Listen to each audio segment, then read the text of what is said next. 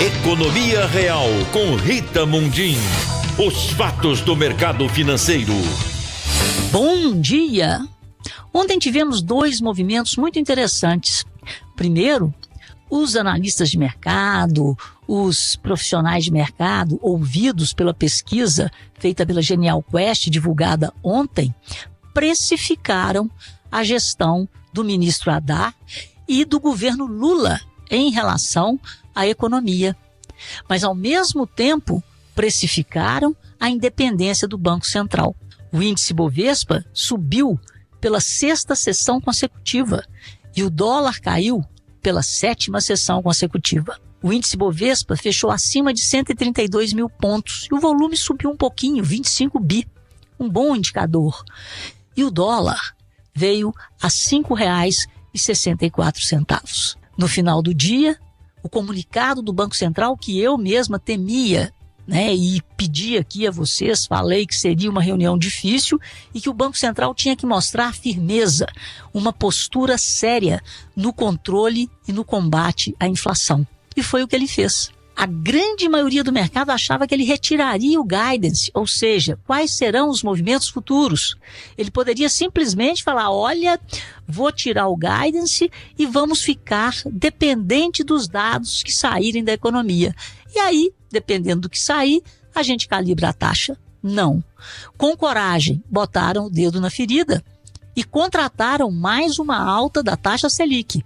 Não de um ponto, mas um pouco menor. Porque já estamos no final da projeção do ciclo de aperto. O mercado aposta que esse ciclo termine em 15,25. Estamos com uma Selic de 14,25, a maior desde outubro de 2016, lá no governo Temer, depois do impeachment de Dilma Rousseff em agosto.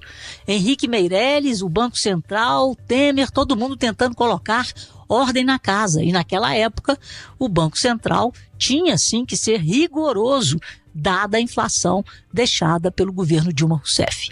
De forma corajosa, o Banco Central disse com todas as letras que teme pela política internacional, pela política externa e também pelo que está acontecendo aqui dentro. Estou falando de política econômica.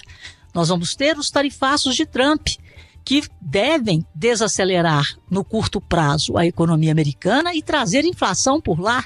Foi o que disse Jerome Powell, presidente do Banco Central americano, que também teve a sua decisão de política monetária ontem.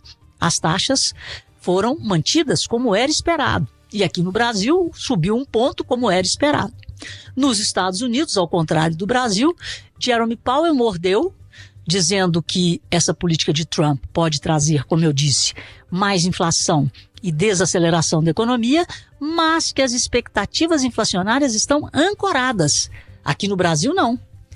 Está demorando muito para desancorar essas expectativas de mais inflação. Isso foi um dos motivos citados. O outro foi a preocupação com as políticas do governo Lula, no sentido de incentivar consumo, o que vai contra o que o Banco Central está tentando fazer, que é desacelerar a economia para ficar mais fácil de controlar a inflação. Mais uma vez, eles citaram o problema do hiato do produto. O Brasil está crescendo acima do seu potencial, o que pode pressionar preços. Então, a atividade econômica, assim como o emprego, não desaceleraram muito. Estão com uma tendência de desaceleração, mas de forma moderada. Portanto, tiro o meu chapéu para a independência do Banco Central, que com essa coragem vai manter as expectativas do Brasil entrar nos eixos. E teremos hoje, acredito, uma reação positiva do mercado que, como eu disse, já vinha antecipando esse movimento do Banco Central. É bom lembrar que os economistas dos grandes bancos, das instituições, se reúnem com os diretores do Banco Central antes das reuniões de política monetária. E pode ser que nessas reuniões eles tenham sentido esse comprometimento do Banco Central com a manutenção do poder de compra do brasileiro. Rita Mundim, para a Rádio Itatiaia.